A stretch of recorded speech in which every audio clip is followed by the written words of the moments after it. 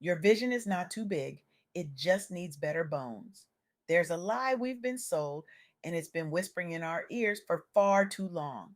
It tells us that if we have more than one gift, more than one business, more than one calling, we must be scattered, unfocused, not serious enough. It tells us that credible entrepreneurs pick one lane and stay there, that multidimensional people are confused, that if you're building more than one thing, you're distracted, diluted, and destined to fail. But what if I told you that's not the truth? What if I told you that the real issue isn't having multiple ventures?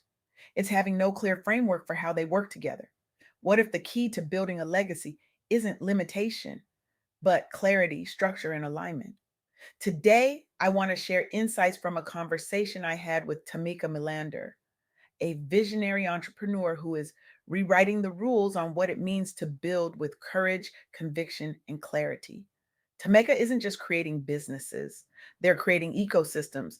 They're proving that you don't have to shrink your vision to be taken seriously, like you just have to organize it. And in a world that constantly tells Black women to pick a lane, stay small, and prove ourselves over and over again, Tamika's work is a radical act of defiance and a blueprint for legacy.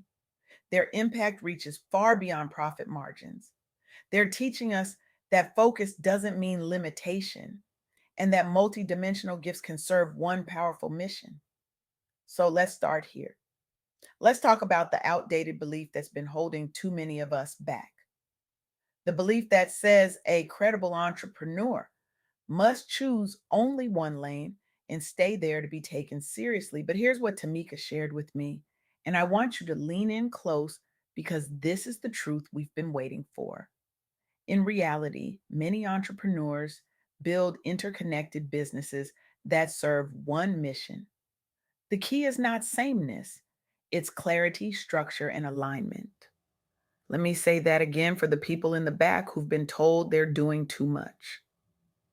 The key is not sameness, it's clarity, structure, and alignment. We've been conditioned to believe that focus has to mean limitation, that if you're building more than one thing, you're distracted, that if your gifts are multidimensional, you're confused. But here's the argument I'm bringing to you today, and it's one that Tamika lives by. Focus does not have to mean limitation. A person can be deeply focused while building multiple ventures if those ventures are connected by one mission, supported by systems, and sequenced with intention. The real issue is not having more than one business. It's having no clear framework for how they work together. And that's where the magic lives. That's where the legacy gets built. Not in the narrowing, in the organizing. Now, let me give you three powerful truths that Tameka wants you to walk away with today. Three lessons that will shift how you see your vision, your work, and your worth. First, you are not scattered just because your gifts are multidimensional. If your work serves one purpose, multiple branches can still belong to one vision. You don't have to apologize for being good at more than one thing. You don't have to shrink because someone else can't see the thread that ties it all together. If you know your mission, if you know your why, then every branch that grows from that root is valid, valuable, and intentional. Second, systems matter more than hype. Vision without structure can become chaos. So, priorities, boundaries, contracts, and accountability are essential. This is the part we skip. This is the part that makes us feel like we're doing too much when really we're just doing it without support. You can have the biggest vision in the world, but if you don't have systems to hold it, it will drain you. And we are done being drained. Third, your story does not disqualify your leadership. Setbacks, motherhood, financial strain, and rebuilding can become the foundation for wiser, stronger leadership. The world will try to tell you that your past makes you less credible, that your struggle disqualifies you. But the opposite is true. Your survival is your certification, your rebuilding is your resume, and your refusal to quit is your greatest credential. Now let's talk about the proof, because this isn't theory, this is real life. This is legacy in motion. Let's start with a woman who refused to be put in a box, a woman who took one platform and turned it into an empire. I'm talking about Oprah Winfrey. Oprah built a media ecosystem that extended far beyond a single talk show. She moved into television production, publishing, digital media, and philanthropy. She showed the world how one mission, empowerment, self development, human connection, can live across multiple platforms. But here's what people forget: Oprah entered an industry where Black women were rarely given ownership or lasting control. She had to build credibility in spaces not designed for her.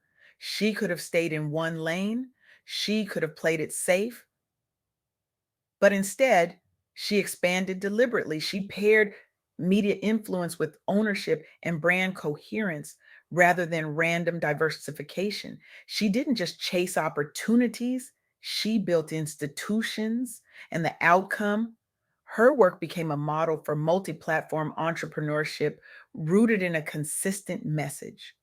Oprah rose from poverty and public struggle into national visibility, then use that visibility to build institutions rather than depend on a single role. She became one of the most visible Black women in media history and expanded from on air talent into a major owner and builder of platforms. Her career helped normalize the idea that Black women can be both creative and strategic, building more than one aligned venture at a time.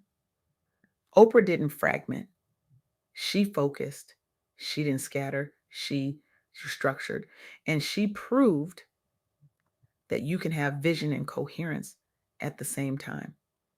Now let's talk about Richelieu Dennis and Sundial Brands. Richelieu built Sundial as a business centered on culturally grounded products that spoke directly to the needs and identity of Black consumers. But he didn't stop at one product. He expanded into a broader portfolio. And here's the key: he didn't treat each product as unrelated. He anchored everything in one core mission: community, culture, trust. The company operated in a market where Black owned brands had to fight for visibility, shelf space, and credibility. But Dennis didn't try to be everything to everyone.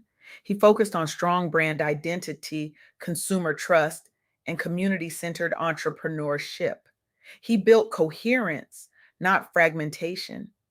And Sundial became a major Black owned consumer brand that later influenced broader corporate conversations about ownership and inclusion.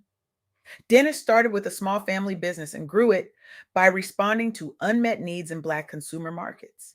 Sundial grew into a nationally recognized company and eventually became part of a major acquisition.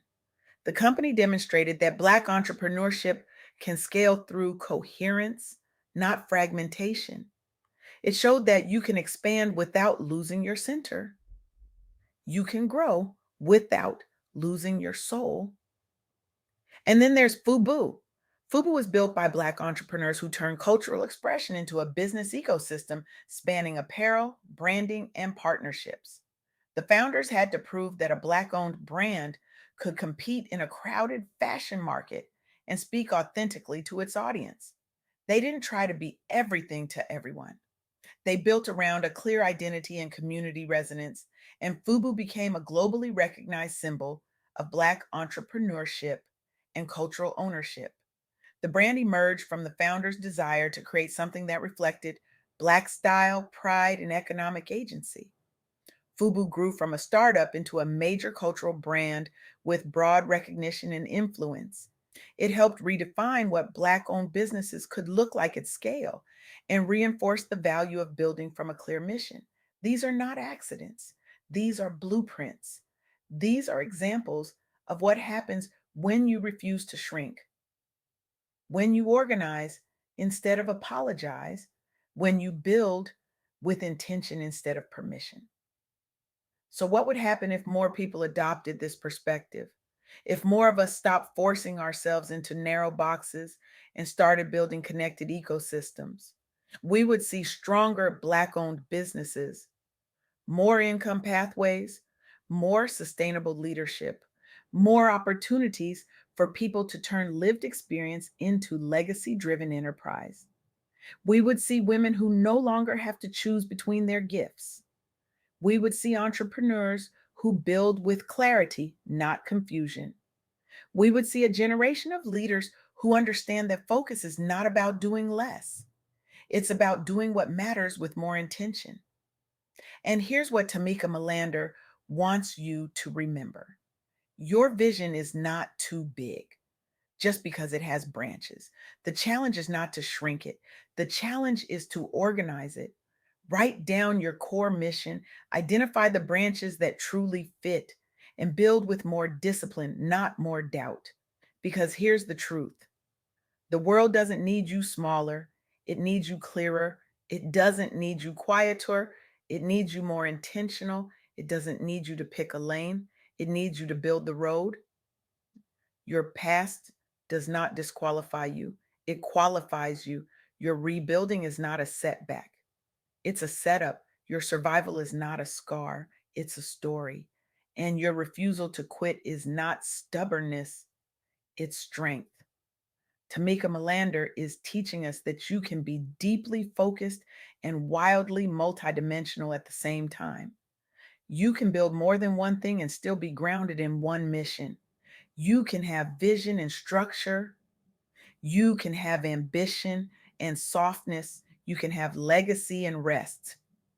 So I'm asking you today: what would your life look like if you stopped shrinking your vision and started organizing it? What would your business look like if you built systems instead of just working harder? What would your legacy look like if you stopped waiting for permission and started building with intention? Your vision is not too big. It just needs better bones. It needs clarity. It needs structure. It needs you to stop doubting and start designing. It needs you to stop apologizing and start aligning. It needs you to stop waiting and start building. This is the work. This is the shift. And Tameka Millander is showing us the way, not by doing less, by doing what matters with more intention, not by picking a lane, by building the road, not by shrinking the vision, by organizing it. So here's my challenge to you: stop letting the world convince you that your multidimensional gifts are a problem. Stop letting fear tell you that building more than one thing means you're unfocused. Stop letting doubt whisper that your vision is too big. Instead, I want you to do this: write down your core mission, not what you think you should be doing, not what looks good on paper, but the mission that runs through everything you touch, the thread that connects your gifts, the purpose that fuels your passion. Then identify the branches that truly fit. Not every opportunity is your opportunity. Not every idea deserves your energy, but the ones that align with your mission, those are the ones worth building. And finally, build with discipline, build with systems, build with intention, build with the understanding that clarity is more powerful than chaos. That structure is more sustainable than hustle. That alignment is more valuable than approval. Because the world is waiting for what only you can build. The world is waiting for the road only you can pave. The world is waiting for the legacy only you can leave. So go ahead, write down your mission, identify your branches, build your systems, protect your peace. And remember, you are not scattered, you are multidimensional. You are not doing too much. You are doing what you were called to do. And your vision is not too big, it just needs better bones. Now go build,